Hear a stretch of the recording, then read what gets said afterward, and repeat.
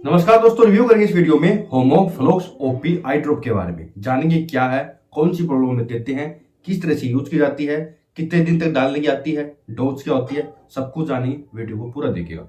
देखिए, होमोफ्लोक्स ओपी एक brand name है होमोग्रीन कंपनी का। इसको आई स्पेशलिस्ट डॉक्टर आंखों में होने वाली प्रॉब्लम में आई ड्रॉप के रूप में लिखते हैं। ठीक है, आंखों में डालने की आती है और कहीं यूज नहीं की जाती।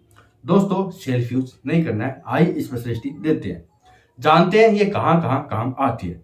तो इसके अंदर आता है मोक्सीफ्लोक्सासिन। मोक्साफ्लोक्सासिन एक इंग्रेडिएंट यानी सोल्ट का नाम है। ठीक है, मोक्साफ्लोक्सासिन दोस्तों एंटीबायोटिक होता है। जब आंखों के अंदर बैक्टीरियल इन्फेक्शन हो जाता है या बैक्टीरिया के कारण प्रॉब्लम्स अगर आंखों में हो रही है, तो वहां पर उन बैक्टीरिया की ग्रोथ को कम करने के लिए, बैक्टीरिया को खत्म करने के लिए, उस इन्फेक्शन से लड़ने के लिए ये मोक्सीफ्लोक्सासिन आई ड्रॉप डॉक्टर देते हैं।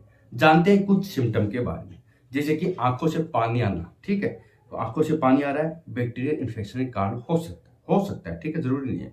आंखों में इचिंग होके आंखें लाल पड़ रही है। ठीक है, हो सकता है। आंखें आना कहते हैं सीधी भाषा में, आंखें आ रही है, आंखें चिपकी रहती है, गीड़ आता है, आंखों में लाल होती है, आंखें खुजली चलती है, तो वो बैक्टीरियल इन्फेक्शन के कारण हो सकती है। तो वहां पर मोक्सीफ्लोक्सासिन यूज करने के डॉक्टर देते हैं। या दोस्तों, आफ्टर सर्जरी, कैटरेक्ट सर्जरी या मोतियाबिंद सर्जरी, कोई भी अगर आंखों की सर्जरी होती है तो कई बार सर्जरी के बाद आंखों में लालिमा रह जाती है, थक्का सा बन जाता है।